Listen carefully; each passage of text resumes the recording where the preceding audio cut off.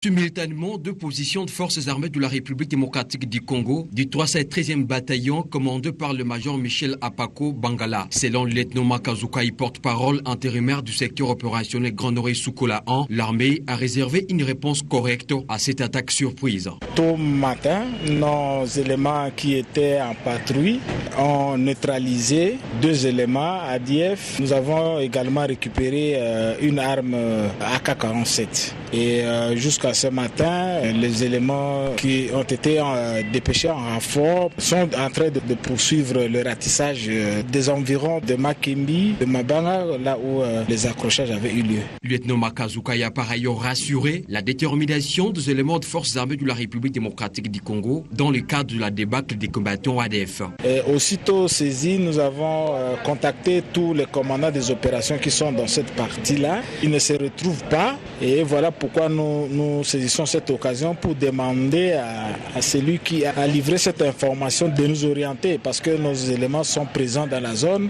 et comme on avait dit que les corps en décomposition seraient ramassés près de nos positions, chose que nous ne reconnaissons pas à moins qu'on puisse nous donner des orientations pour nous permettre d'échanger utilement. Rappelons que le présumé rebelle ougandais ADF ont toujours attaqué des positions FARDC avec la grande particularité de voir les leurs toujours tomber à l'issue des échanges de tirs. Erika Smouissi, Beni, Biwan. Et pour renforcer davantage la capacité de ces vaillants soldats, des véhicules ont été remis hier aux officiers supérieurs des FARDC par le chef d'état-major général Célestin Mbala, une dotation de 53 jeeps qui vise également à moderniser des forces de défense et de sécurité de la ville de Goma. Patrick Sialoa. Tous étaient là, ces officiers supérieurs issus de la 3e zone de défense, comprenant le Nord et le Sud-Kivu, le Maniema et l'ancienne province orientale, pour recevoir leur matériel roulant. Cette dotation du chef de l'État a plusieurs sens, a déclaré le commandant de la 34e région militaire, le général Félix Kaboué. A une double signification. Primo, elle symbolise l'assurance d'un lendemain meilleur pour profiter des militaires, des FARDC en général et ceux de la 3e région, de la 3e zone de défense et de la 34e région militaire en particulier. Secondo, elle marque l'assurance d'une mobilité aux différents bénéficiaires. Et pendant ces temps à Kinshasa, les épouses des militaires qui ont sacrifié leur vie dans la défense de la nation ont été honorées samedi par le secrétaire général du Parti du Peuple pour la Reconstruction et la Démocratie, Henri Mouvasakani. Il a remis à ces veuves des militaires un lot important des lits d'hôpital, de matelas, de tables d'accouchement et bien d'autres dons. Un geste qu'il a posé dans le cadre de ce mois de mars dédié à la femme congolaise.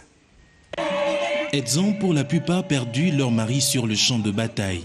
Cette cause noble a été saluée par le secrétaire général du Parti du Peuple pour la Reconstruction et la Démocratie, Henri Mouvasakani, qui a personnellement honoré ces femmes veuves des vaillants soldats congolais et ont rendu des loyaux services à la nation. Ces gestes de cœur s'inscrivent dans le cadre de ce mois de mars dédié à la femme. En tant que fils, je suis venu écouter les doléances de maman que je transmettrai aux autorités. Je suis très heureux de constater que le Mama s'organise et pendant le mois de la femme, il n'y avait pas meilleure manière de rendre hommage à la femme congolaise, surtout la femme veuve, qui a offert son mari pour le salut de la nation. Souvent nous oublions, souvent après les obsèques, nous oublions que derrière, il y a encore de la misère, il y a encore de la souffrance, il y a des orphelins, il y a des veuves qui souffrent. Et moi, je n'ai pas voulu oublier, ayant été moi-même sous la conduite d'une grande dame, ma mère. Et donc, j'ai retrouvé un peu ma mère dans toutes les femmes que je rencontre aujourd'hui. Porteur d'un message d'espoir à ces femmes veuves, souvent victimes des discriminations sociales, Henri Mouvasakani a également remis un don composé essentiellement d'équipements médicaux, des produits pharmaceutiques, ainsi qu'une importante somme d'argent. Des biens qui vont également contribuer à l'amélioration de la prise en charge médicale au sein du centre hospitalier du Kankokolo. De quoi réjouir les bénéficiaires. Je remercie le secrétaire général d'avoir pensé à nous en ce jour. Et puis, nous les remercions encore davantage pour les médicaments qu'il nous a amenés et les matériels pour aller déposer au Kankokolo pour toutes les femmes, les veuves des militaires qui se trouvent là-bas à l'hôpital de Kakokolo. Cette visite des réconforts revêt une double signification pour ces femmes regroupées au sein de l'association Les Mamans Veuves du Congo et de la Fondation Générale Babia, qui célèbrent également leurs 2 ans d'existence. À l'occasion, des cartes ont été remises aux femmes veuves membres du Parti du Peuple pour la Reconstruction et la Démocratie. Toujours dans le cadre des activités liées à ce mois dédié à la femme en République démocratique du Congo, la police nationale congolaise a organisé quant à elle une marche de santé à l'intention des femmes policières soutenues par Unisida, l'objectif étant celui de sensibiliser les femmes de la police nationale congolaise sur le danger de cette pandémie qui ronge des milliers d'individus à travers le monde.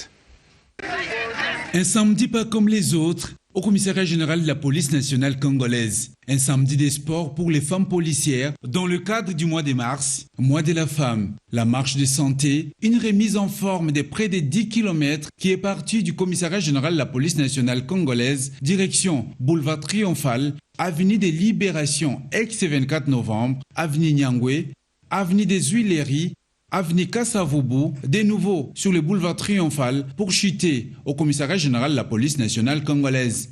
Une marche soutenue par l'ONU-SIDA, d'où la présence de la représentante du directeur pays de l'ONU-SIDA pour la RDC.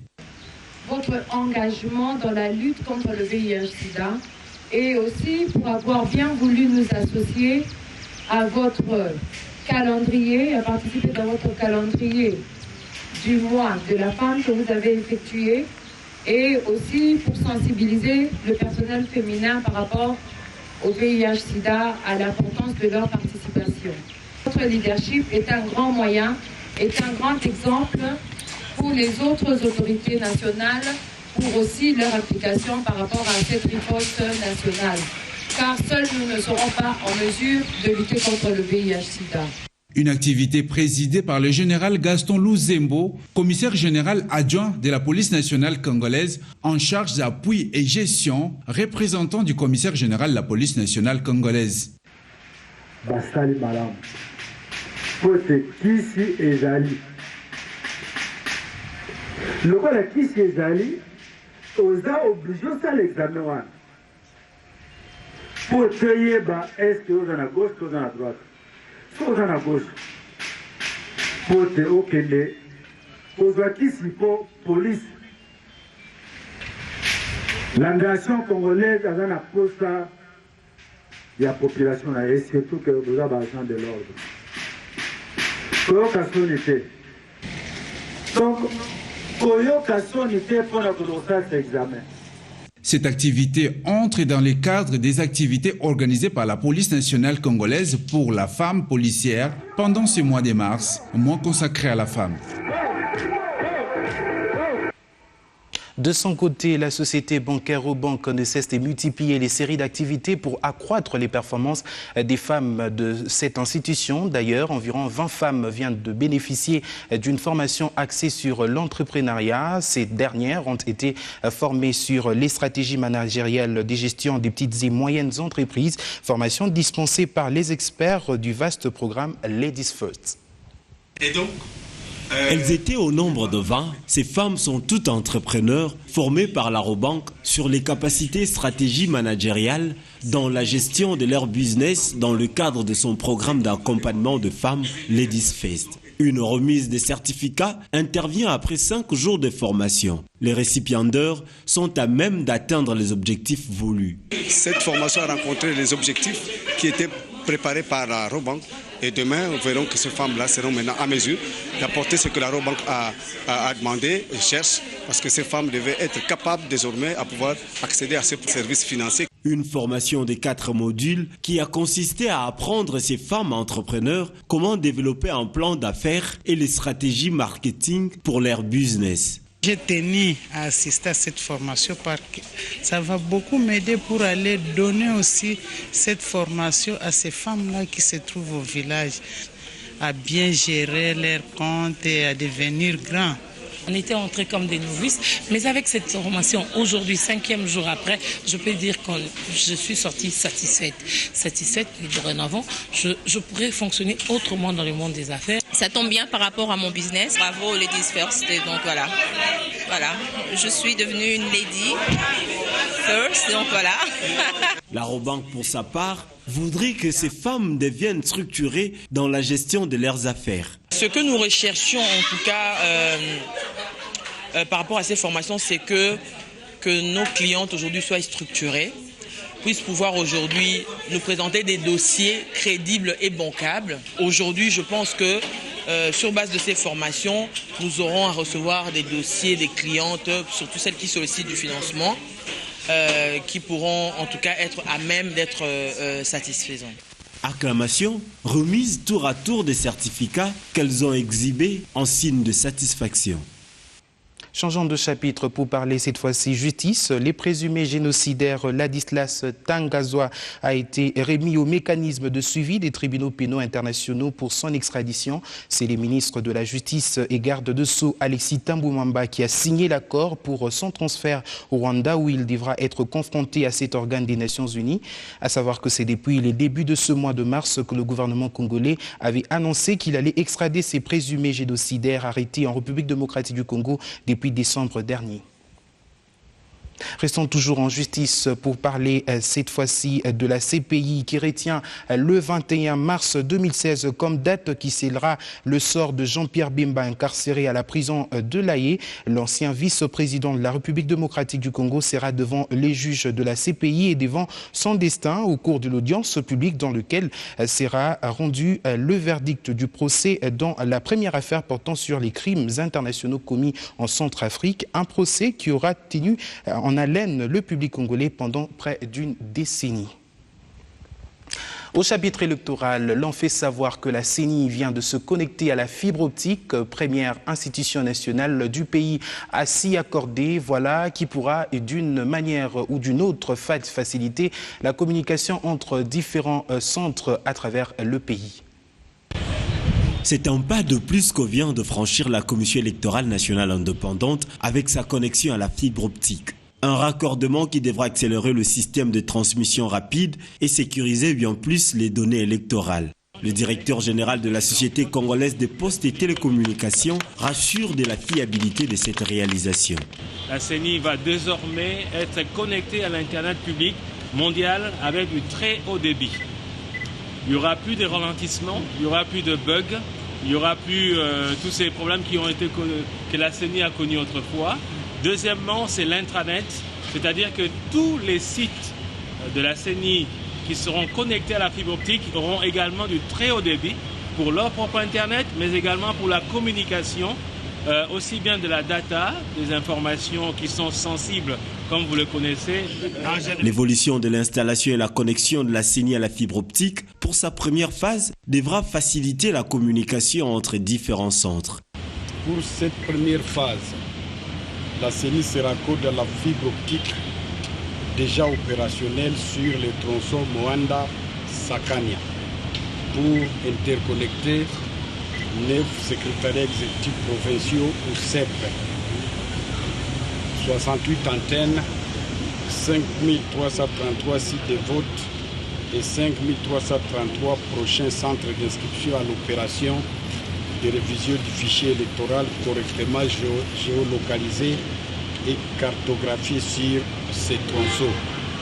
Au total, 10 666 laptops des centres d'inscription, 885 ordinateurs de bureau, tant au siège de la CENI à Kinshasa que des secrétaires exécutifs provinciaux et des antennes seront branchés sur un réseau Internet haut débit et intranet large bande dans un réseau privé, ce qui facilitera un transport estimé à 10 750 000 mégaoctets.